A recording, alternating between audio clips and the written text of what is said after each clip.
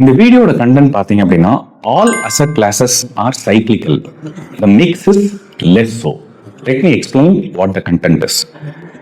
For somebody who wants to invest money for longer term, there is no other asset class which can match the returns that equities can deliver. But அதே சமயத்துல it comes with lots of drawdowns. There could be uncertainty. There could be period where equities wouldn't have given FD kind of returns.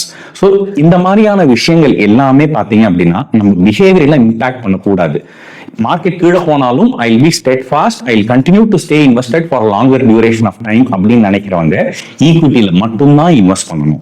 But at the same point in time இந்த மாதிரி volatility என்ன affect பண்ணும், எனக்கு ரொம்ப வாலட்டைலா இருக்கக்கூடிய there could be period debt நல்லா perform பண்ணும், there could be period global equities நல்லா பர்ஃபார்ம் பண்ணும், there could be period Indian equities நல்லா பர்ஃபார்ம் பண்ணும்.